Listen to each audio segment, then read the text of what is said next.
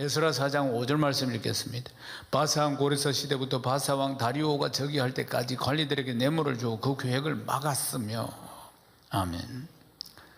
6절을 보면은 아수에로가 즉위할 때까지 그들이 막 글을 올려가지고 유다와 예루살렘 주민들을 고발하고 있는 것을 볼 수가 있습니다. 7절에 보면은 또 아닥사스다 왕이 때, 그때 비슬람과 그 동료들이 이 바사왕 아닥사스다에게 또 글을 올리는 것을 볼 수가 있습니다. 에스라 4장 6절에서 7절도 읽어봅시다. 또 아수에로가 즉위할 때 그들이 글을 올려 유다와 예루살렘 주민을 고발하니라. 아닥사스다 때 비슬람과 미드르닥과 다브엘과 그 동료들이 바사왕 아닥사스다에게 글을 올렸으니 이 글은 아람 문자와 아람 방으로 써서 진술하였더라. 아멘. 아닥사스다는 바사의 5대 왕입니다. 초대 왕은 고레스입니다. 그러니까 하나님 역사하셔서 이 고레스 왕 때 그들이 다시 포로 생활에서 귀국했다 그 말이에요. 그 고레스 왕이 하나님 역사하셔서 가서 너희들 무너진 성전을 건축해서 예배를 회복해라 이러면서 보냈다 이 말이에요. 그런데 그때부터 시작해가지고 아닥사스다 때까지 계속해서 조소를 올리고 방해하고 있는 이들의 모습을 볼 수가 있습니다. 사랑하는 여러분, 우리도 늘 깨어 있어야 합니다. 아멘이십니까?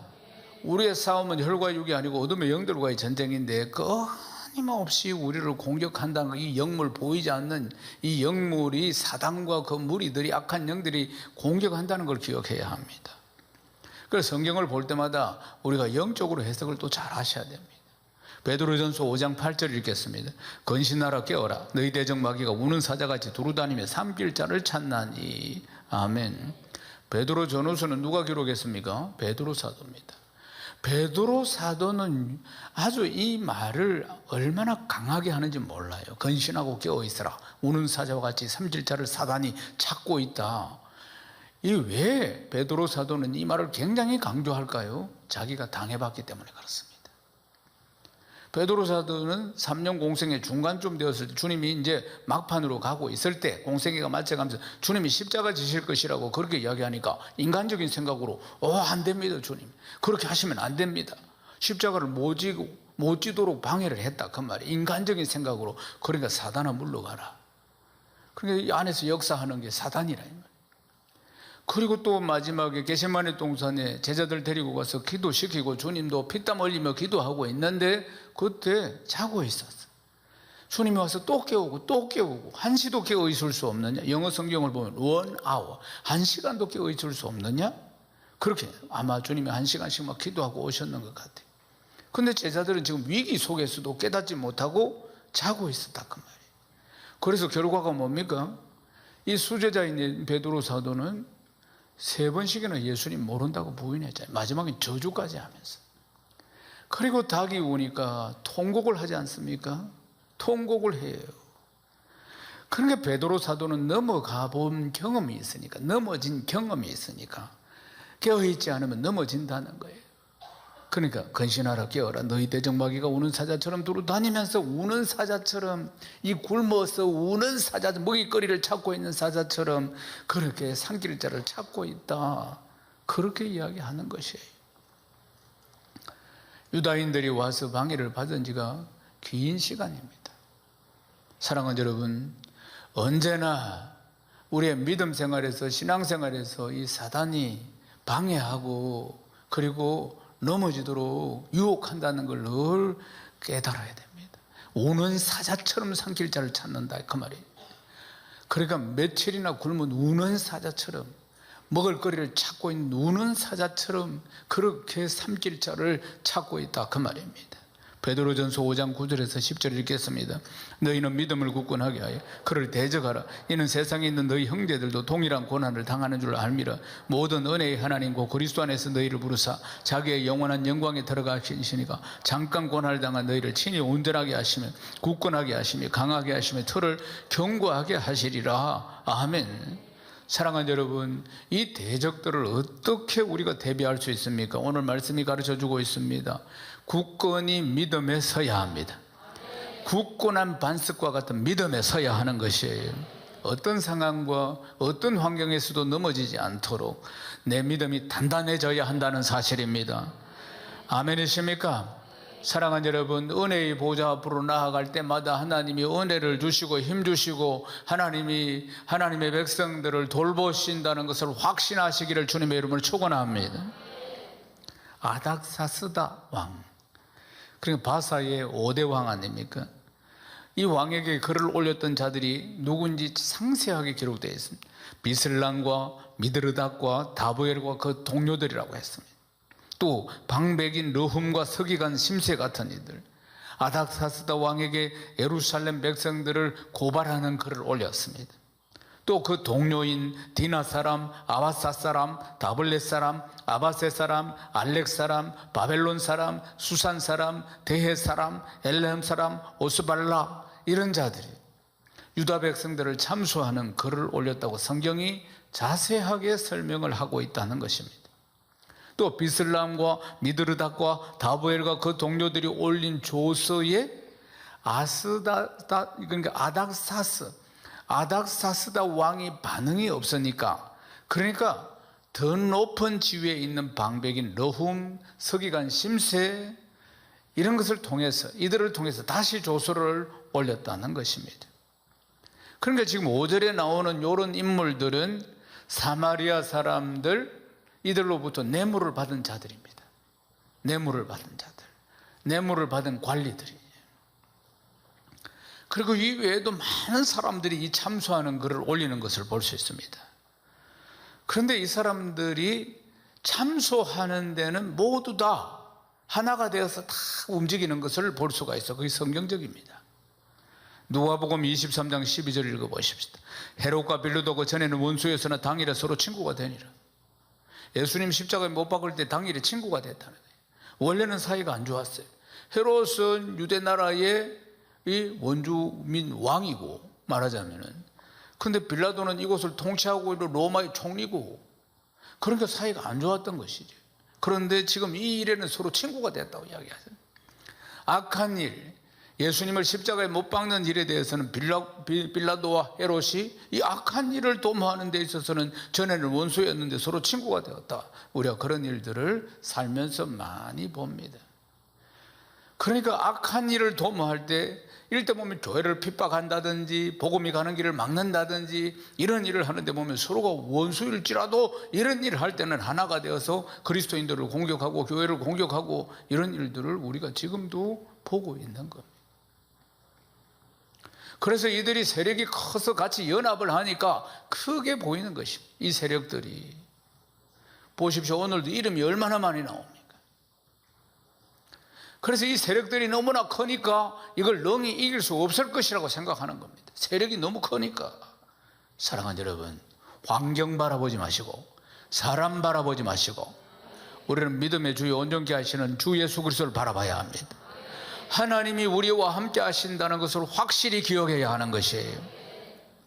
이 참수하는 자들이 뭘 주장하느냐 하면은 이 폐역하고 악한 성읍을 건축한다고 지금 고발하고 있는 것입니다. 그러니까 이 성읍이 건축되면은 이 유다 사람들이 다시는 조공도 안 바치고 관세도 안 내고 통행세도 안 낼 것이라고 이렇게 모함하고 있다는 사실이에요. 그리고 그것이 왕에게는 큰 손해가 될 것이다. 이렇게 이제 덮어씌워서 지금 이야기를 하고 있는 것입니다. 그러면서 한편으로는 우리가 왜 이런 이야기를 하느냐 하면은, 왜 이런 조서를 올렸냐면은 우리는 왕을 위한 사람들이기 때문에 그렇다. 자기들은 왕을 위한 사람들이고 저 사람들은 성읍을 성전을 건축하고 저렇게 건축하면은 조공이나 관세나 통행세나 이런 거 바치지 않을 것이다. 이렇게 말합니다. 그러면서 또 역사적인 기록을 보면은 예루살렘 성이 바로 패역한 성읍이라는 것이에요. 폐역한 성읍이라는 뜻이 뭐냐면 항상 반역을 일으키는 곳이라 그 말입니다. 그러니까 이 성읍이 만들어지면은 강 건너 영지가 없어질 것이라고 이렇게 조서를 마무리하는 것이에요. 이게 얼마나 부풀어서 과장된 이야기입니까?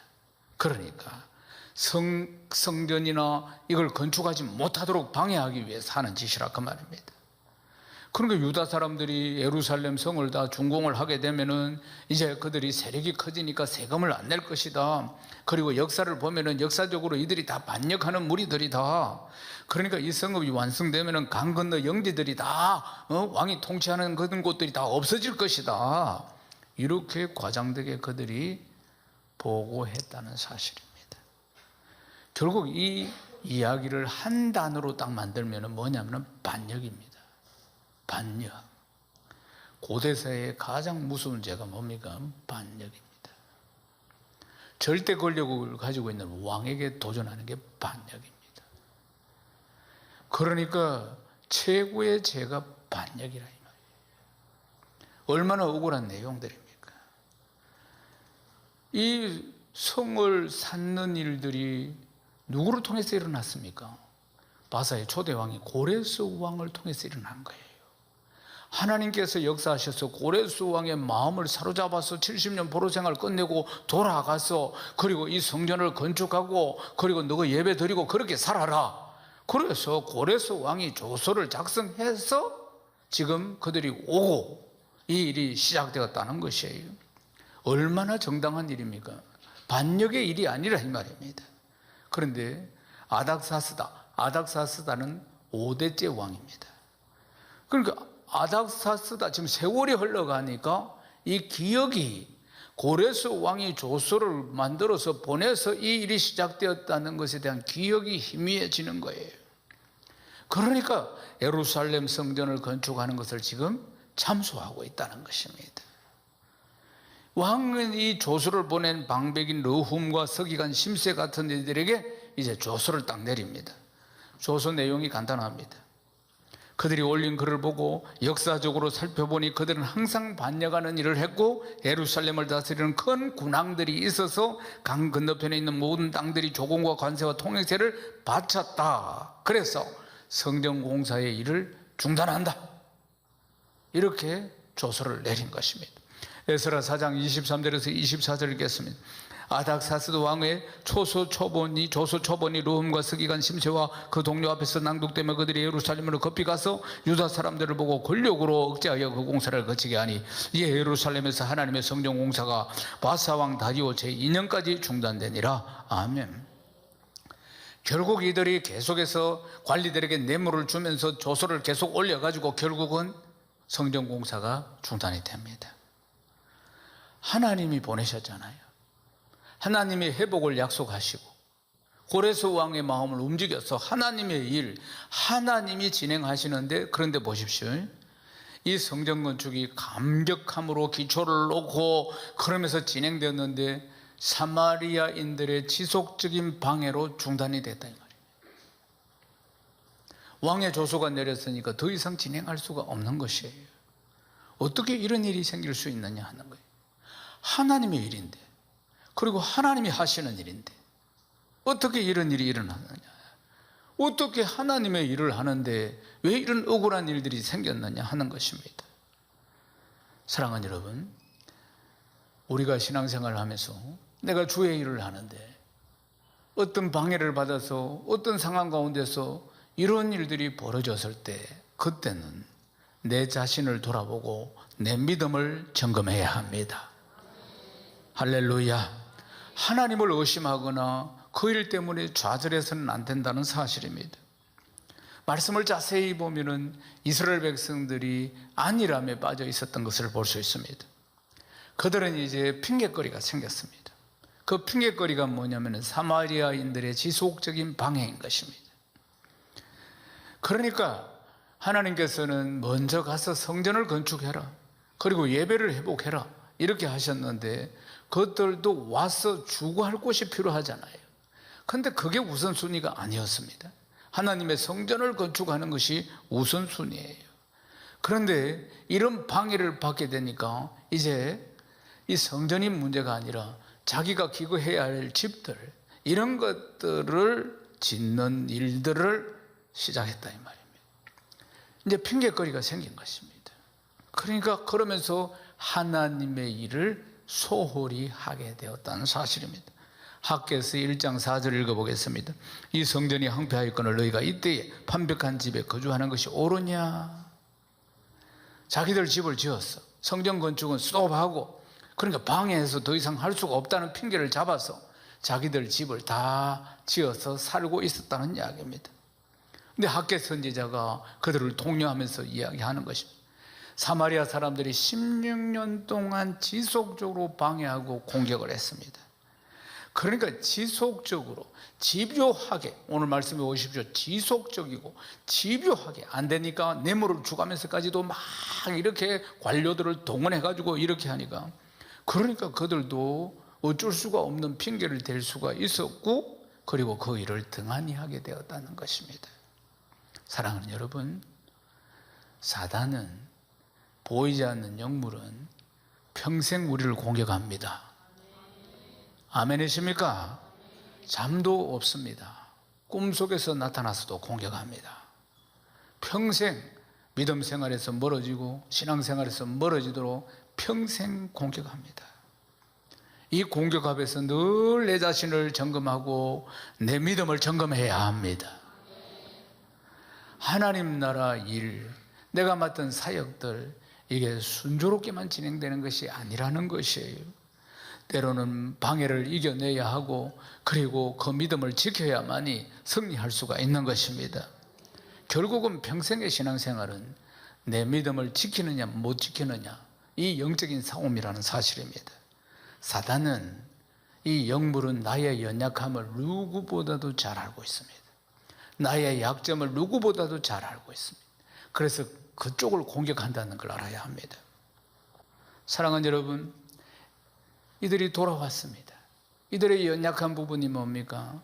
자기가 기거하는 집도 지어야 하는 부분들이에요. 성전 건축도 1순위로 중요하지만 자기들도 기거를 해야 되니까.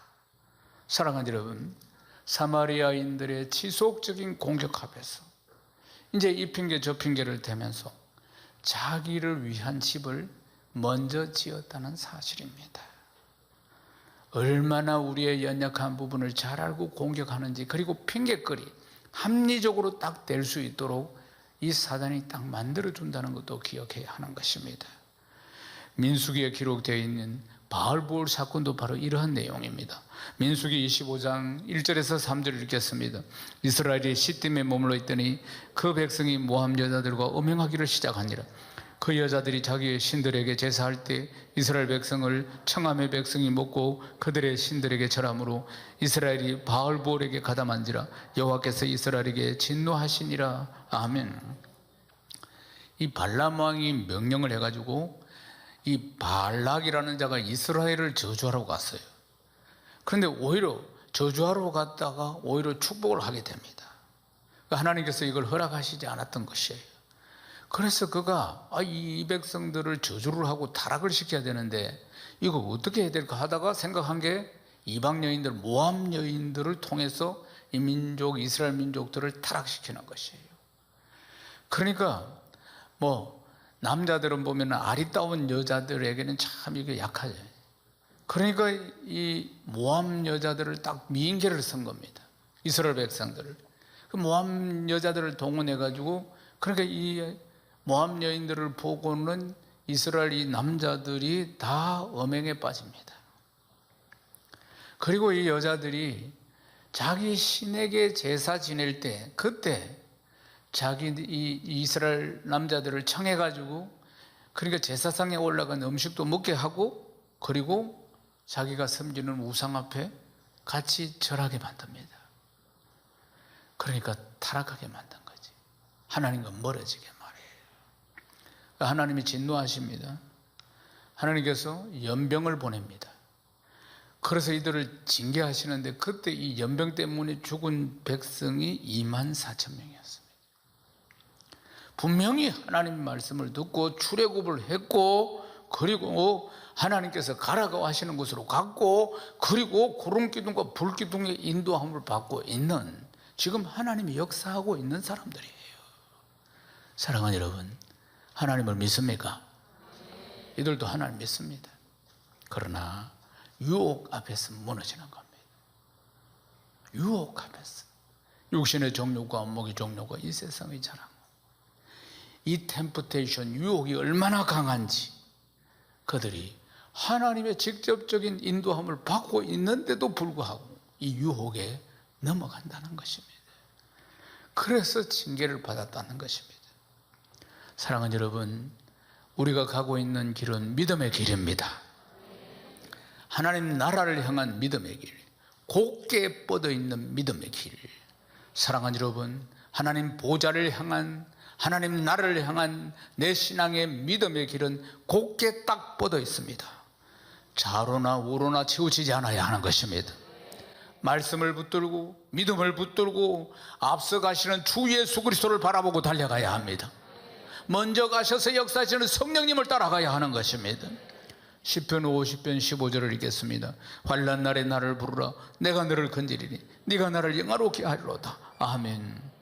이 원수마귀는 평생에 따라다닙니다. 우는 사자처럼 우리를 삼키려고 한다 그 말입니다. 신앙에서 멀어지게, 믿음에서 멀어지게 하려고 하는 것입니다. 이 사단의 계기를 항상 보고 있습니다. 우리의 싸움은 혈과 육이 아니고 어둠의 영들과의 전쟁이라 그 말입니다. 그 사람 안에 들어가서 역사하고 있다면 나를 넘어뜨리기 위해서 환난 날에 나를 부르라. 사랑하는 여러분, 환난 날에 나를 부르라. 기도하면 됩니다. 기도하면 역사가 일어납니다. 어떤 상황 가운데서도 핑계거리를 찾아서는 안 됩니다. 합리적인 어떤 핑계를 찾아서는 안 되는 것이에요. 어떤 상황 가운데서도 사람 바라보지 마시고 환경 바라보지 마시고 주님 바라보고 달려가야 하는 것입니다. 평생의 공격을 받는다는 걸 기억해야 합니다. 평생에 따라다니면서 우리를 넘어뜨리려고 한다는 걸 기억해야 하는 것이에요. 보십시오. 오늘 말씀에도 감당할 수 없이 많은 대적들 아닙니까? 얼마나 많은지 모르겠습니다. 어떻게 이 백성들이 감당할 수 있겠나? 이 많은 백성들, 이 많은 자들이, 대적자들이 지금 참소를 하고 있는데 일일이 이름을 다 기록해 놓은 걸 보십시오. 사랑하는 여러분, 그러나 하나님께서 불병거와 불마차로 우리를 지키시고 있다는 것을 믿으시기를 주님의 이름으로 축원합니다. 이게 믿음의 길이라는 것입니다. 눈에 보이는 거 없고 귀에 들리는 거 없고 손에 잡히는 거 없어도 하나님이 나와 함께 하시고 변함없이 나를 사랑하신다. 그래서 좌우 돌아보는 것이 아니라 이 핑계거리 저 핑계거리를 찾는 것이 아니라 온전히 주 예수 그리스도를 온전히 의지하고 나아가는 길이 바로 믿음의 길이라는 것입니다. 날마다 승리하시길 주님의 이름으로 축원합니다. 이제 말씀을 마무리하겠습니다. 사랑하는 여러분, 언제나 믿음의 주요 온전케 하시는 주 예수 그리스도만 바라봐야 합니다. 언제나 말씀을 붙들어야 하는 것입니다. 그렇게 나아갈 때 우리가 결국 승리하게 되는 줄로 믿습니다. 때로는 대적자들이 너무 많이 보이고 때로는 내 신앙의 길, 믿음의 길을 간다는 것이 너무나 협착하고 좁은 길이고 너무나 힘겹다고 느낄 때 사랑하는 여러분, 그때 내 믿음을 점검해 봐야 합니다. 내 믿음을 점검해 보고 그리고 이 상황을 잘 볼 수 있는 영적인 분별력과 지혜가 필요하다는 사실입니다. 다른 이유거리를 찾는 것이 아니라 굳건한 반석 위에 내 믿음이 서 있어야 한다는 게 가장 중요하다는 것을 깨닫고 확신하시기를 주님의 이름으로 축원합니다. 사랑하는 여러분, 지속적인 사마리아인들의 참소와 공격 앞에서 이들이 조금씩 핑계거리를 찾아가면서 해이해지고 있는 모습을 보여주고 있습니다. 그러다가 하나님의 일보다는 자기 일에, 자기 집 짓는 일에 급급해 그렇게 살아가는 이 사람들의 모습을 보십시오. 그래서 하나님께서는 학개 선지자와 같은 하나님의 사람을 보내어서 다시 믿음에 굳게 서도록 만들어 주시는 것입니다. 사랑하는 여러분, 하나님께서 우리에게 원하시는 것은 믿음에 굳게 서는 겁니다. 믿음에 굳게 서는 것, 믿음에 굳게 서서 믿음의 대로를 향해서 좌로도 우로도 치우치지 않고 주님 향해서 나아가는 것입니다. 하늘 보좌를 향해서 나아가는 것입니다. 최후 승리를 얻기까지 믿음생활, 신앙생활, 성령의 능력으로 잘 감당하시고 승리하시기를 주님의 이름으로 축원합니다. 축원합니다. 하나님께 영광입니다. 할렐루야. 아멘.